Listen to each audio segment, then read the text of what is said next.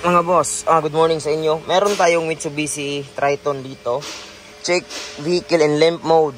So, hindi siya naka-limp mode, pero ang napansin ko is lack of power.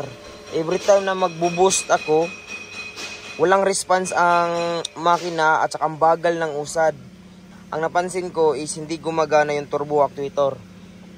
Darin ko lang mga boss. Start natin. Tapos makikita nyo walang engine light dyan na naka-on.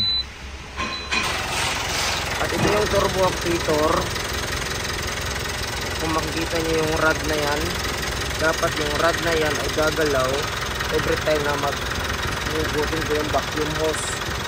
Kasi dapat pag naka-andar, umaangat yan o gumagalaw. Ngayon wala akong napipil na vacuum dito. Wala rin. Tapos kasi dapat ito, pag naka-andar, aangat yan pataas.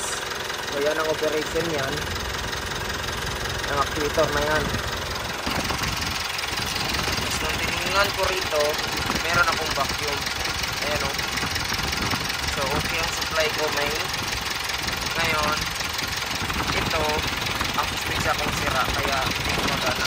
Dito nga mga boss ay nag-check ako ng supply feed. At ang reading ko dyan ay 13.2 volts. Ibig sabihin good yung supply.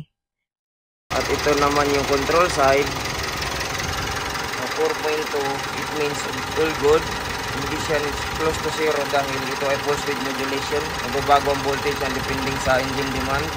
Dahil suspitsa ko rito ay turbo actuator solenoid, so kinatok ko siya kasi iniisip ko baka sticky lang. At yun nga, nung kinatok ko, nagkaroon na ng vacuum. So kinabit ko muna temporarily, tapos noon tiningnan ko rito, makikita nyo dyan ay gagalaw na yung actuator. So ibig sabihin nun, pag gumalaw na yung actuator, may turbo boost na. Ayun, gumalaw, kung napansin nyo, ayan, umaangat siya. Yan yung operation yan during idle. Pag start ng makina, dapat aangat yan, gaya ng nakikita nyo sa video. So mga boss, nag-test drive na tayo ngayon. Ayan o, nagbo-boost na siya. So, confirm na,